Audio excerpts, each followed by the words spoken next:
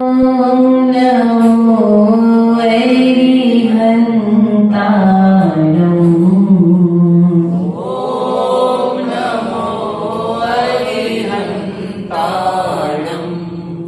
ॐ नमो सिद्धिसिद्धाणम् ॐ नमो श्रीसिद्धाणम् ॐ नमो आयर्याणम् ॐ नमो आयर्याणम् ॐ नमो वज्रायाणम् ॐ नमो वज्रायाणम् ॐ नमो लोये सवसागुणम्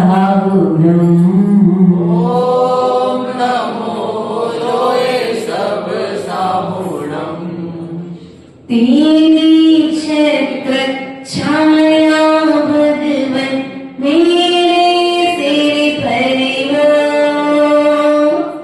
मेरा अंतिम मरण समाधि तेरे दर पर हो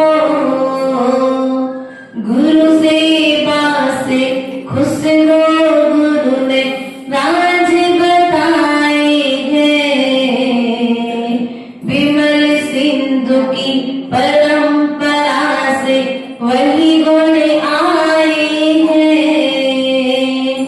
मुनि मुद्रा में जिन मुद्राल स्वागत तत्पर हो मेरा अंतिम मरण समाधि तेरे दर पर हो बोले अनंतानंद सिद्ध परमेष्टि भगवान की जय देवादिदेव मूलाई पार्श्वनाथ भगवान की जय। देवादिदेव महावीर भगवान की जय। आचार्य भगवंत कुंद स्वामी की जय। आचार्य भगवंत विराट सर जी विशुद्ध सागर जी महाराज की जय। आचार्य गुरुवर विभव सागर जी महाराज की जय हरिका सिद्ध श्री श्री माता जी की जय पत्नी हरिका संघ की जय। प्रिय बंधुओं, कल हम सभी ने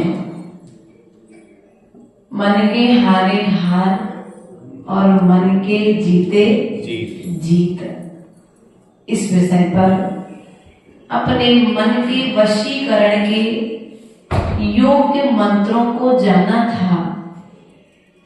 आज विषय आया है अपनी व्यस्त जिंदगी में से समय को किस प्रकार से निकाला जाए कि धर्मात्मा व्यक्ति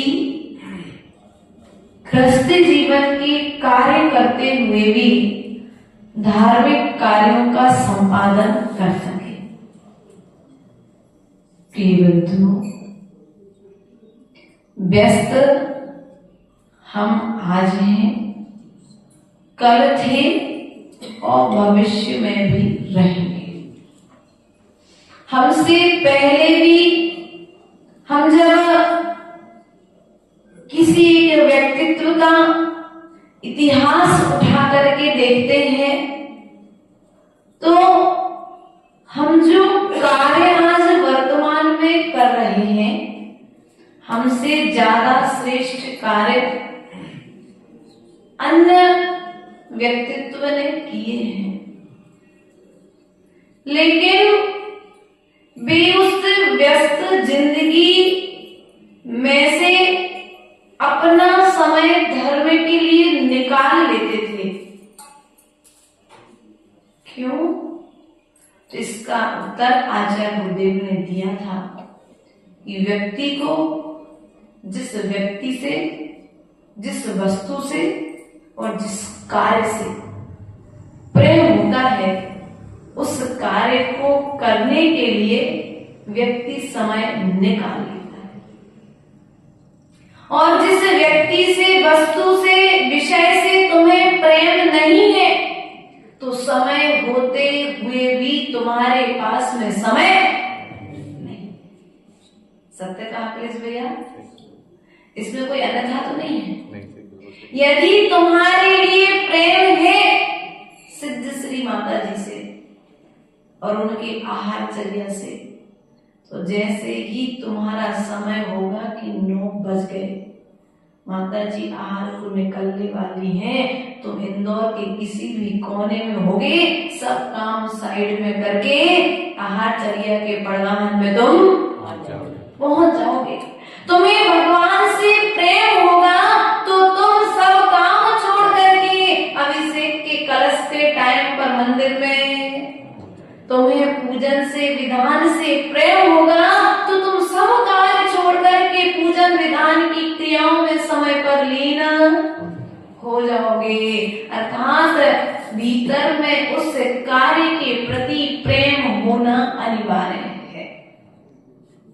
जब तक प्रेम नहीं होगा तब तक कार्य भी, प्रेम अर्थात विश्वास, उस कार्य के प्रति समर्पण, उस कार्य के प्रति समर्पण नहीं होगा तो तुम्हारा कुछ अर्पण करने का भाव भी नहीं होगा। उस कार्य की महिमा, क्या उस कार्य की महिमा का ज्ञान होना भी अनिवार्य है। आप ऑफिस जाते हो, क्यों जाते हो? बुखार होता है तब भी जाते हो, सर्दी खांसी होती है तब भी जाते हो, घर में किसी की शादी होती है तब भी जाते हो, घर में किसी का स्वास्थ्य खराब होता है तब भी ऑफिस जाते हो। क्यों? आपको मालूम है कि मैं ऑफिस जाऊंगा तो पीछे की व्यवस्था हमारे ऑफिस जाने से बनी रहेगी ना। ऑफिस जाएंगे तो हमें उस कार्य के लिए कुछ न कुछ बजट प्रदान किया जाएगा। तुम्हारा श्रद्धा ऑफिस के प्रति है, अपनी ड्यूटी के प्रति है, अपने कर्तव्य के प्रति तुम्हारे लिए ज्ञान है, इसलिए तुम सब व्यस्तताओं को छोड़ करके उन व्यस्त जिंदगी में से भी समय निकाल करके उस कार्य को संपन्न करने के लिए पहुंच जाते हैं। अर्थात आचार्य गुरुदेव ने कहा है, व्यस्त जिंदगी में से यदि किसी भी विषय के लिए तुम्हें समय निकालना है तो या तो प्रीति होना अनिवार्य है, समर्पण होना अनिवार्य है और उस विषय वस्तु की महिमा का ज्ञान होना अनिवार्य है। आज आप सभी मंदिर आकर के बैठे हो, शाम को गुरुदेव आएंगे, आप सभी आगवानी करने के लिए जाओगे, 2 दिन गुरुदेव रुकेंगे, आप आहार दान का सौभाग्य प्राप्त करोगे, तो क्या कुछ बिना जाने कि उस विषय वस्तु की महिमा का ज्ञान है सो आप लाभ प्राप्त करेंगे। रोज भगवान के मंदिर में आते हो तो क्या विश्वास के साथ में आते हो कि लोग आ रहे हैं तो हम भी आते जा रहे हैं? बोलो तो नहीं। भगवान के पास में आएंगे तो कुछ न कुछ हमारे पूर्व जन्म के किए हुए पाप कर्म, अर्थात हमारी बुद्धि में जो नकारात्मक ऊर्जा भरी हुई है वह नकारात्मक ऊर्जा क्या हो जाएगी? सकारात्मक रूप में परिवर्तित हो जाएगी। प्रभु के चरणों से विशुद्धि प्राप्त होगी, प्रभु के चरणों से विशुद्ध भावों की ऊर्जा प्राप्त होगी, प्रभु के चरणों में आने से कुछ नया कार्य करने की प्रेरणा ज्ञात होगी। ऐसा भाव प्रभु के चरणों में लेकर के अब प्रवचन में आप 2.5 महीने से लगातार बैठ रहे हो, तो क्यों बैठ रहे भैया? 3 महीने से लगभग क्यों बैठ रहे हैं? कुछ हमारे जीवन की व्यस्त जिंदगी में से, हमारे जीवन में जो हम प्रमाद कर रहे हैं, जो गलतियां कर रहे हैं, कम से कम हम बड़े बड़े ग्रंथ नहीं पढ़ सकते तो प्रवचन के माध्यम से उन गलतियों को धीरे धीरे सुधार करके कट आउट। मोबाइल भर जाता है तो क्या करते हो, एक डिलीट का ऑप्शन आता है, पूरे आप 100 हो, 200 हो, हजारों, एक बटन दबाया कि पूरे मैसेज, बोलो तो वैसे ही यदि तुम्हें जिनवाणी पर सच्चा श्रद्धान हो चुका है, प्रभु पर तुम्हें सच्चा श्रद्धान हो चुका है, तो तुम्हारे जीवन में जितनी माइनस पॉइंट है, जितनी तुम्हारे भीतर में बुरी आदतें हैं, बुरी विचार हैं, वे क्या होंगे? उतने समय के लिए तो क्लिक करोगे वे वे सब बटन एक बार में वो सब विचार डिलीट।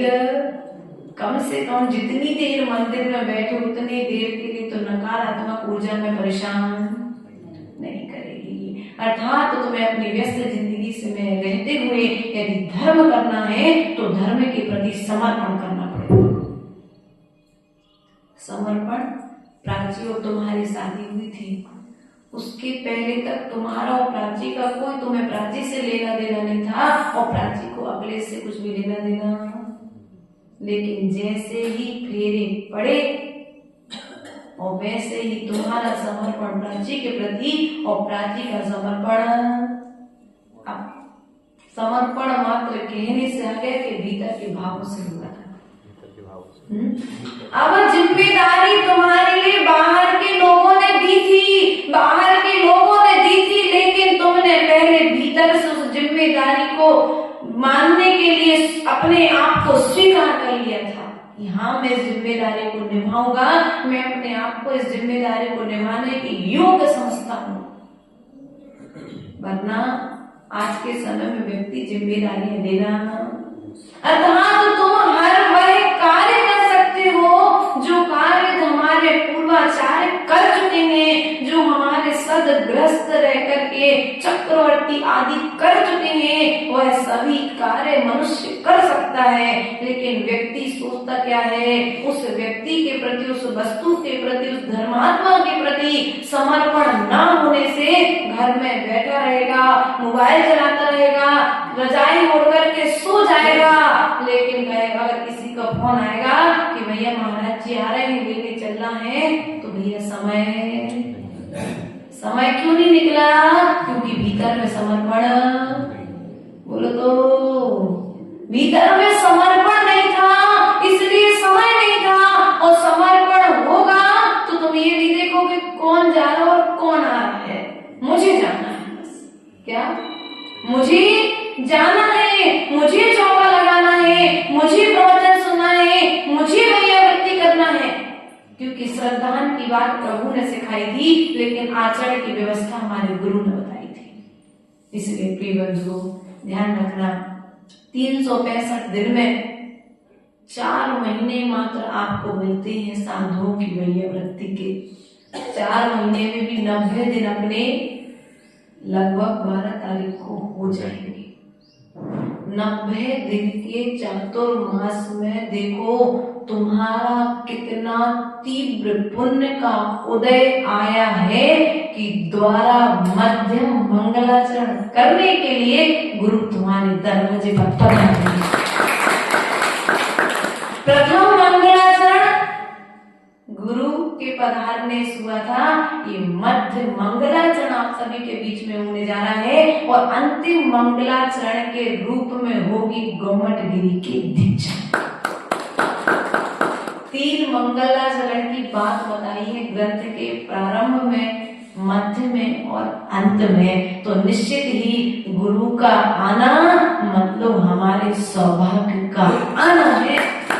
इस सौभाग्य की घड़ी से छूट मत जाना, इस सौभाग्य की घड़ी को छोड़ मत देना।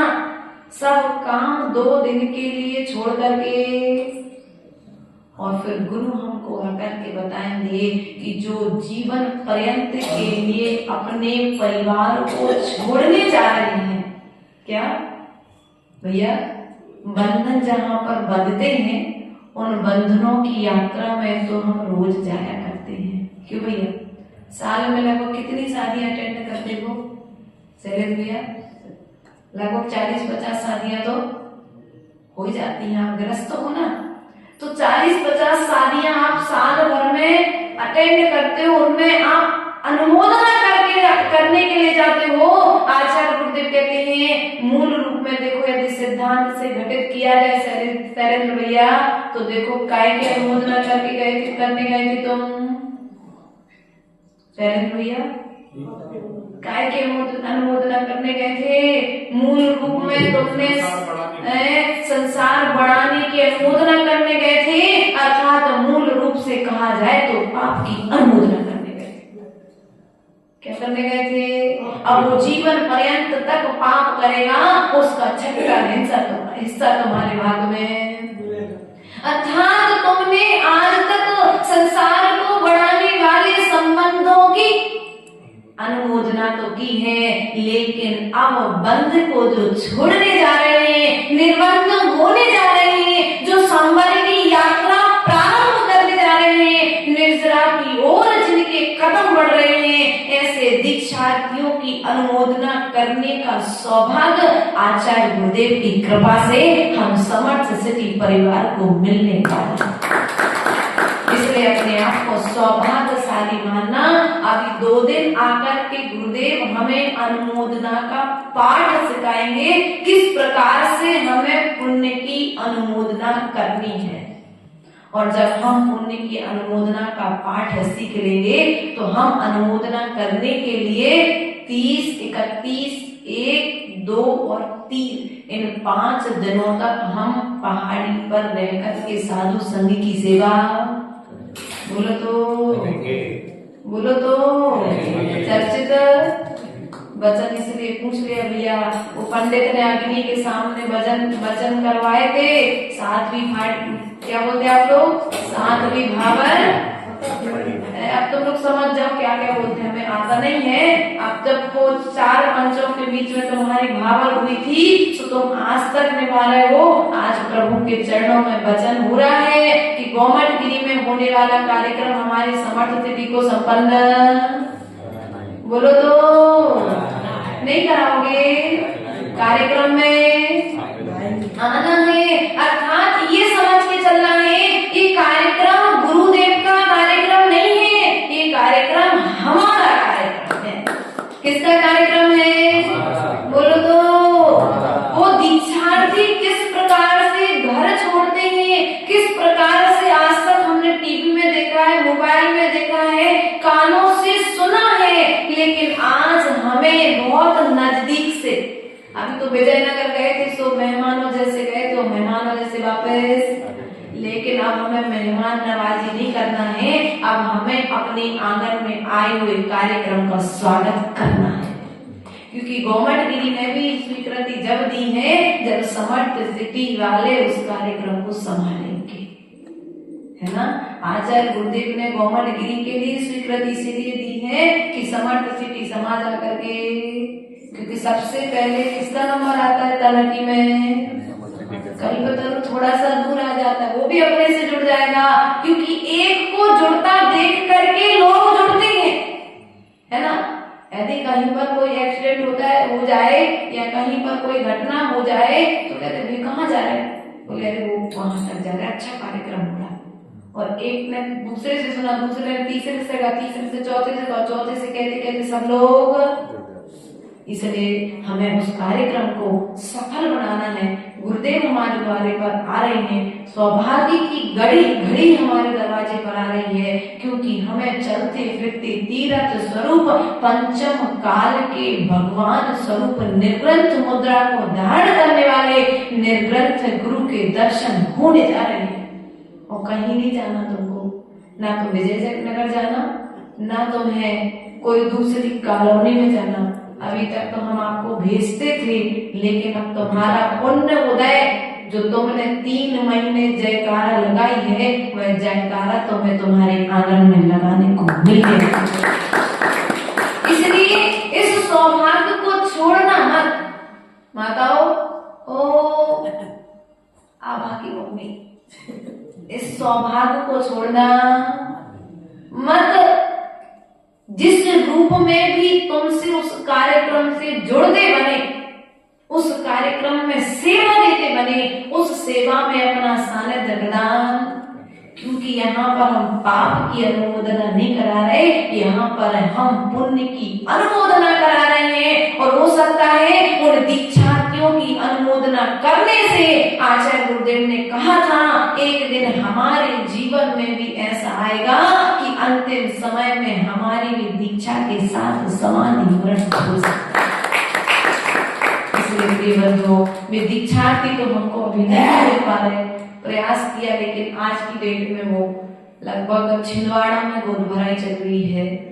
ब्रह्मचारिणी दीदी के घर से आज उनकी विदाई होना है, तो दीक्षार्थी तो नहीं मिले, लेकिन दीक्षा देने वाले गुरु जरूर मिल गए हैं। और जब गुरु मिल गए हैं तो दीक्षार्थी भी एक ना एक दिन हमको मिल जाएंगे। अपने पुण्य को बढ़ाना, सौभाग्य को बढ़ाना, सौभाग्य मानना। क्या मानना?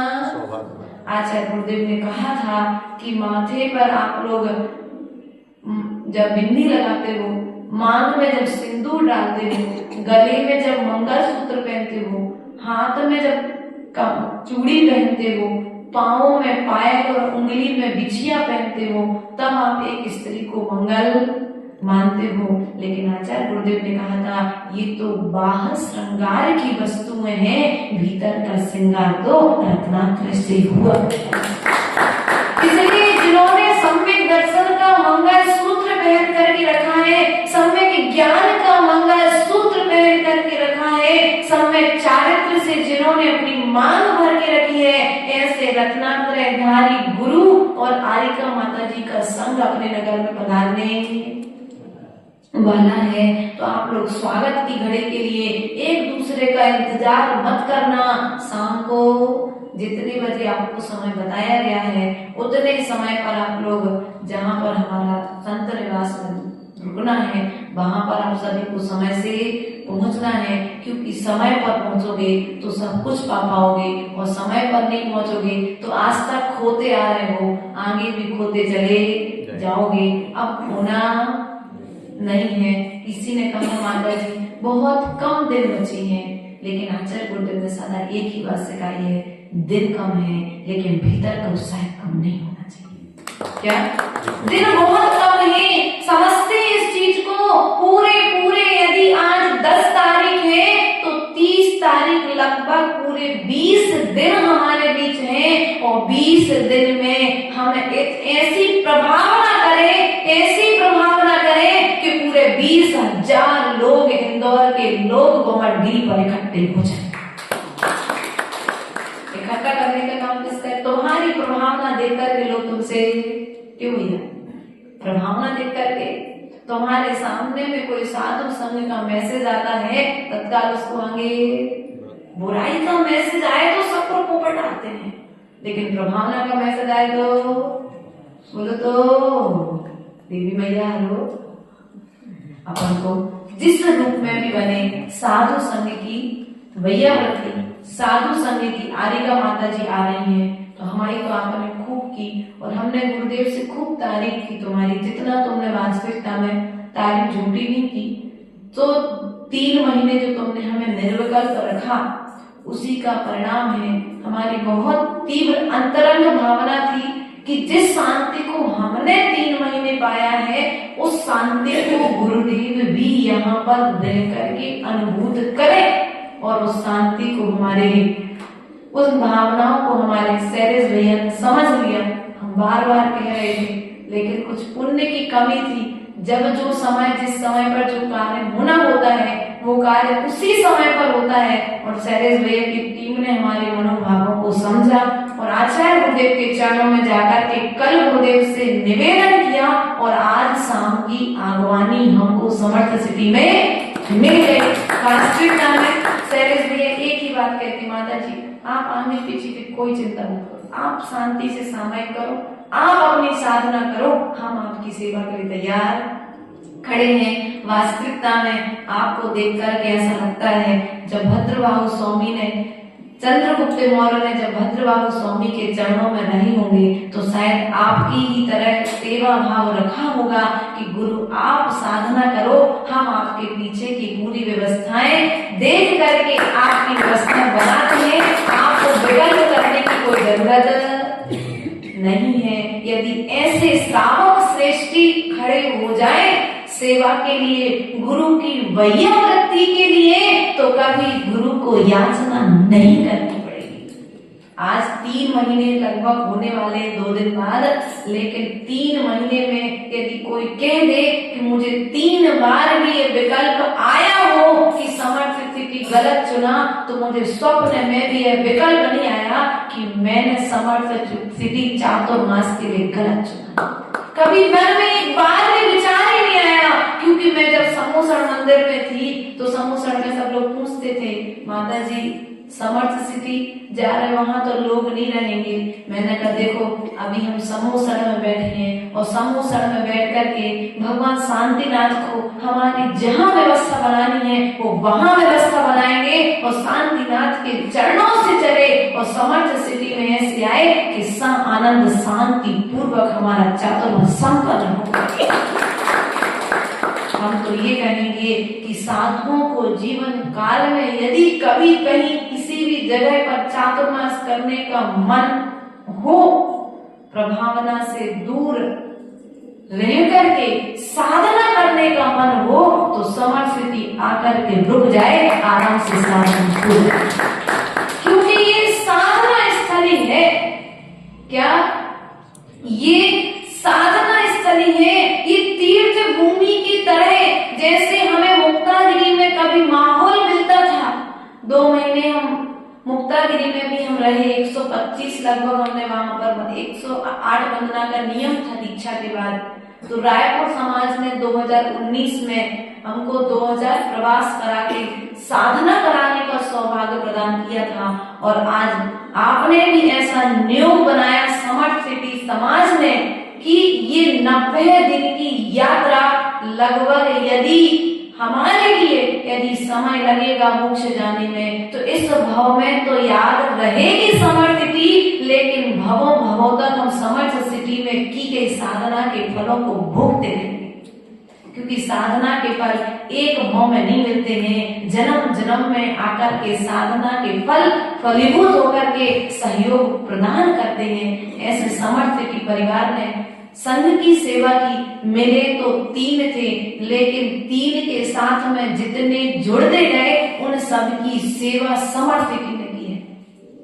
3 की तो की ही है, माता जी के साथ में जितने दीदी लोग जुड़े, श्रावक जो लोग जुड़े, हाथ जोड़ करके सदा खड़े रहे। कोई श्रावक आ जाए भूखा नहीं जाना चाहिए, अगर थोड़ा टाइम के पहले आया तो रुक करके थोड़ा करा लो, लेकिन अपने यहाँ समर्थ सिटी का परिचय।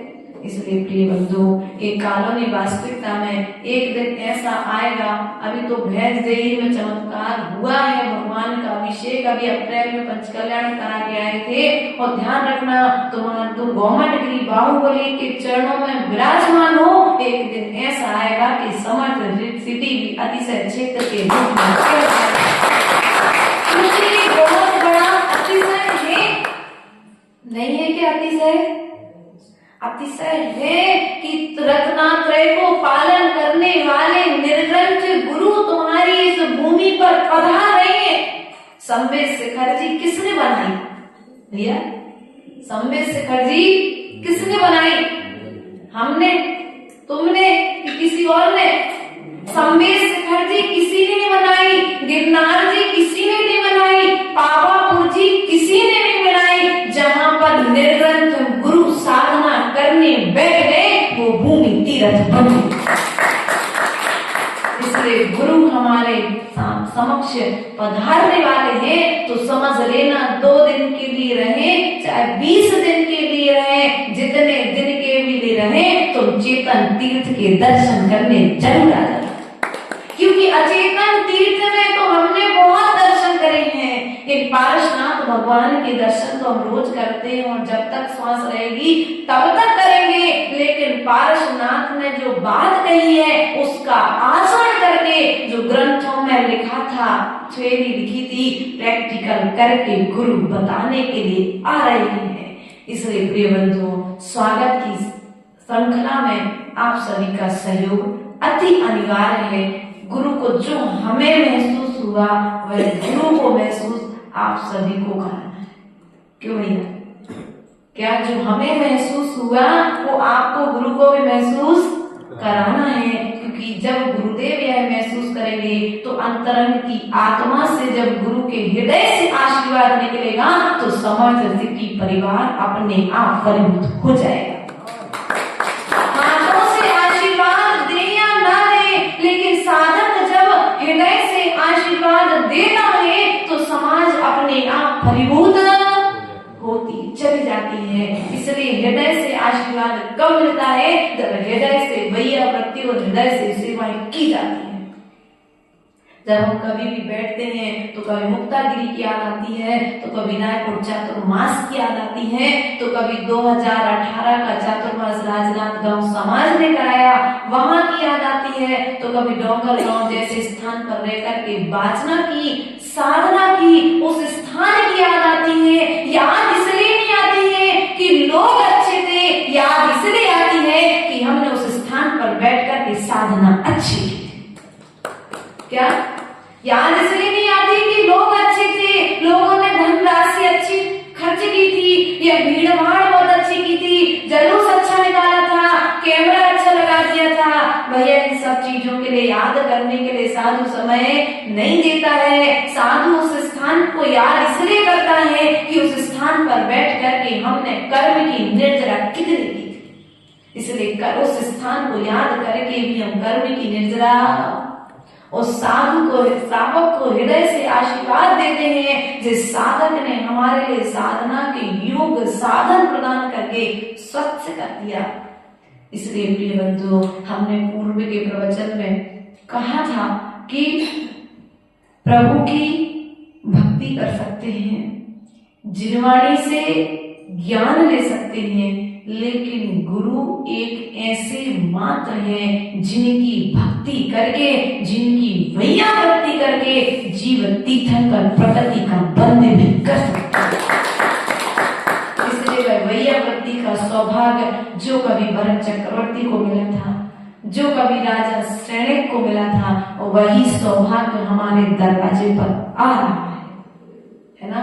इसलिए आपके दरवाजे पर जो सौभाग्य आ रहा है तो कहने की जरूरत नहीं है, आपको स्वागत किस प्रकार से करना है। आप सभी समझदार श्रावक हैं, आपको दीक्षा का कार्यक्रम भी संपन्न कराना है और 2 दिन का प्रवास भी संपन्न कराना है। जंगल वाली टीम जंगल के समय पर कंप्लीट तैयार रहेगी, अभिषेक वाली टीम अभिषेक के समय पर तैयार रहेगी, प्रवचन वाली टीम प्रवचन के समय पर तैयार रहेगी, और बाकी जो व्यवस्था रहेगी रात की वैयावृत्ति आदि करना, तो गुरु को ऐसा लगना चाहिए कि वास्तविकता में मेरी बेटी जहां पर थी मुख से नहीं कहती थी, हृदय से कहती थी कि मैं सच में गुरुदेव यहाँ पर बहुत सुखी। जब भी गुरुदेव ने हमसे पूछा तो मैं एक ही बात कहती थी, आजश्री हम बहुत सुखी हैं यहाँ पर। जिस दिन निकले थे उस दिन तो दर्द हुआ था, लेकिन जिस दिन से यहाँ समर्थ सिटी में कदम रखा उस दिन जैसी वातावरण देखा प्राकृतिक, और गुरुदेव ने पहला संदेश आया, बेटा स्थान कैसा है। हमने कहा आचार्य गुरुदेव साधना के योग्य स्थान है। जिनको साधना चाहिए है सुबह उनके लिए लगेगा कि नहीं ठीक नहीं है, लेकिन जिनको साधना करनी है बाहरी प्रभावना नहीं, जिनको भीतरी प्रभावना करनी है उनके लिए ये स्थान योग्य है। इसलिए ये ऐसा स्थान, ऐसा समर्थ सिटी परिवार आप सभी के सहयोग से ये चातुर्मास संपन्न हुआ है। कुल 13 दिन हमारे चातुर्मास के, 13 दिन क्या कहें हम तो 11 दिन कहें, क्योंकि जिस दिन दीपावली हुई कलश निष्ठावन हुआ चातुर्मास समाप्त हो जाता है। फिर साधु आपकी भक्ति के अनुरूप आपकी समाज में रुका रहता है, वो आपका पुण्य है। कुल 11 दिन आपके बीच में है चातुर्मास के, है ना। तो 11 दिन में आपने जो खोया है वो पाने की कोशिश करना, क्योंकि अभी भी यदि सोते रहे तो 11वें गुण स्थान तक पहुंच नहीं पाओगे। हमें 14वें गुण स्थान तक पहुंचना है।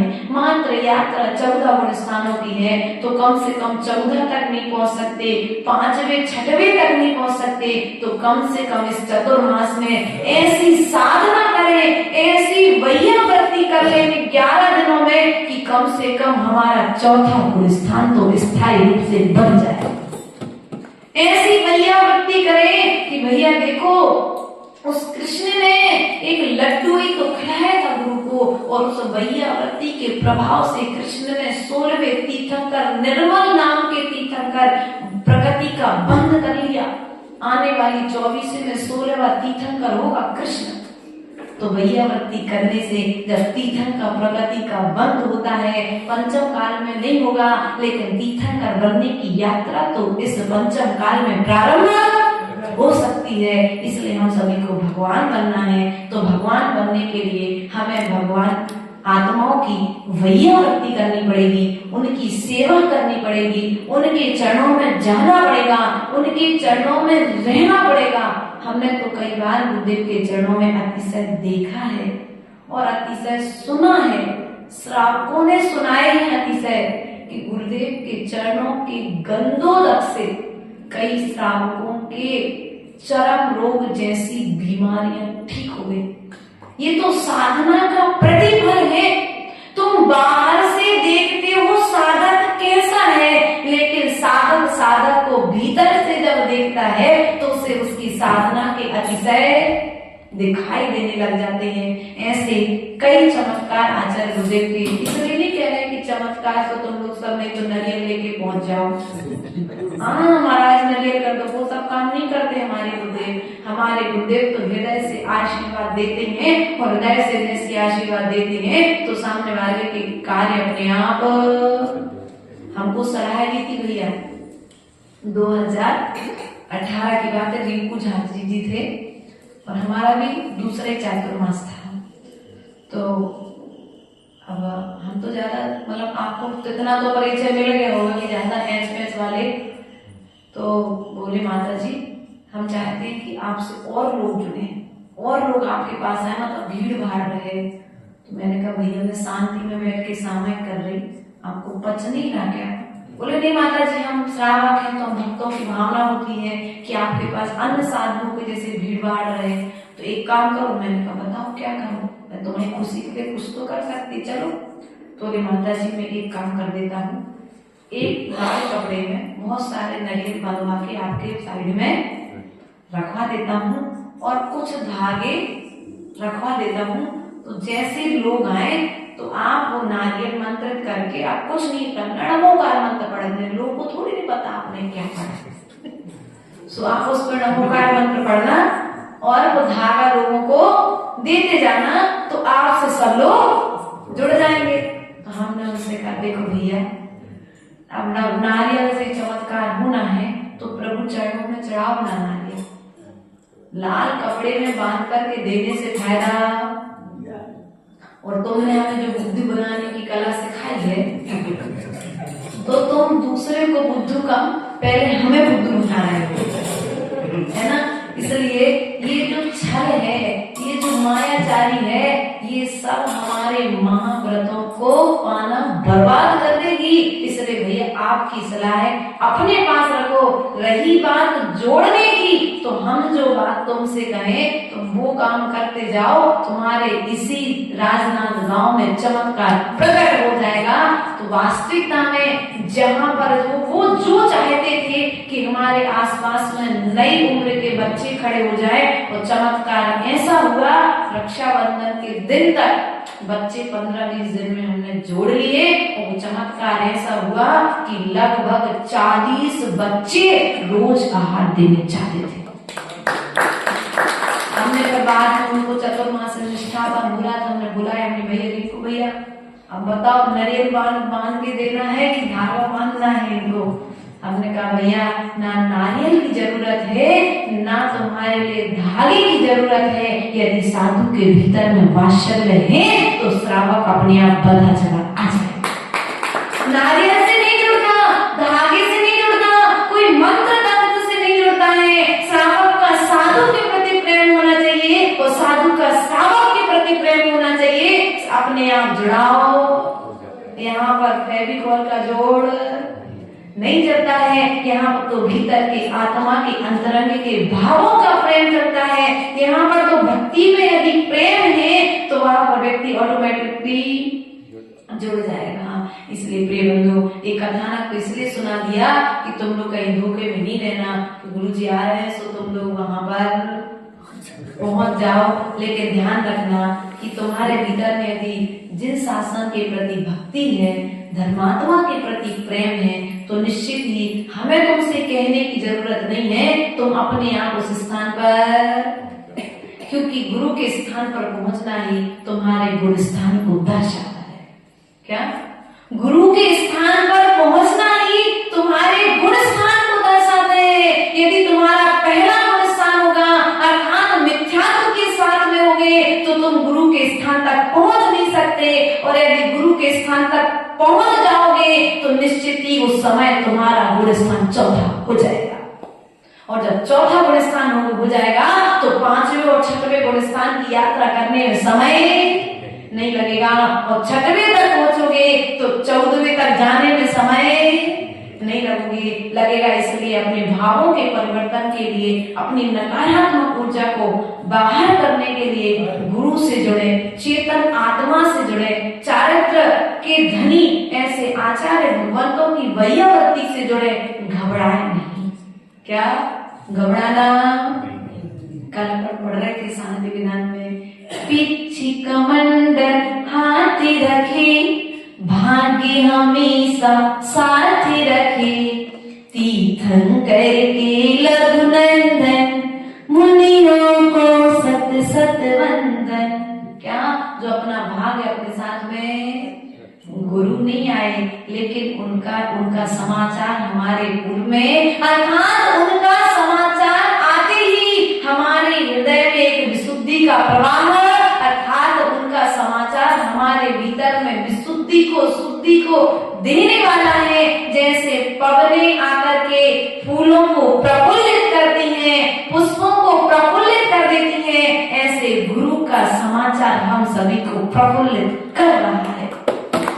इसलिए अपने मनोभावों को व्यवस्थित करते हुए हमें आज संध्याकालीन शाम को गुरुदेव की आगवानी करना है, और 2 दिन रहे तो 2 दिन, 1 दिन रहे तो 1 दिन, और ज्यादा दिन रहे तो ज्यादा दिन अपन को गुरुदेव के साधना के योग साधन एकत्रित करके उनकी वैयावृत्ति करने का सौभाग्य प्राप्त करना है। इन्हीं भावनाओं के साथ बोले परम पूज्य आचार्य गुरु विभव सागर जी महाराज की जय।